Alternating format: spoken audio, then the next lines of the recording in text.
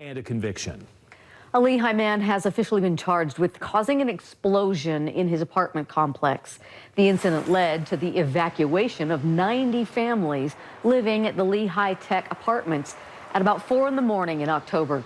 Police say he was suffering a mental health crisis when he put gas bottles onto a cooking pot in the bathroom and turned on the burner. The explosion damaged the apartment, including its windows and door frames, and 2 people living inside were injured as a result, including the man charged. Chopper 5 giving us...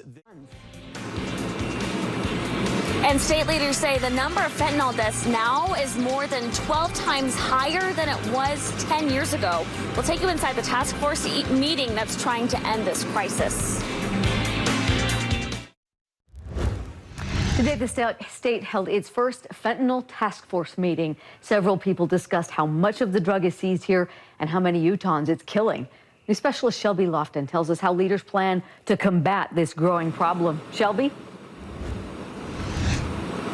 Deanie, the Department of Public Safety says more than 714,000 fentanyl pills were seized this year alone, and that is a sharp increase from the ones we've seen in previous years. So this group is trying to introduce and implement policy that would put a stop to this concerning trend.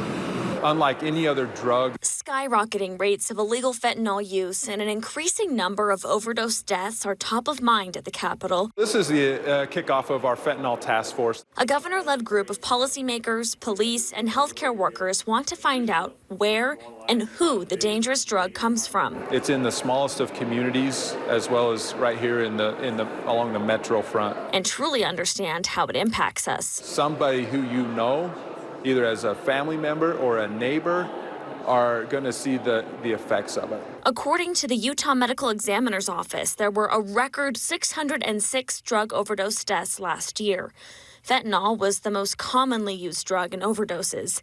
Daggett, Duchesne, and Uinta counties had the highest fentanyl overdose death rate, and it's most commonly happening among people 25 to 44 years old. It's very alarming that here in the state that we're seeing those kind of numbers. Anderson says the task force is dividing into work groups. They'll discuss and craft policy promoting prevention, increasing treatment, dismantling trafficking networks, and tackling root causes of fentanyl abuse. Get the real professionals in the industry together to start to collaborate on potential gaps in the system, data points, but also be able to provide suggestions.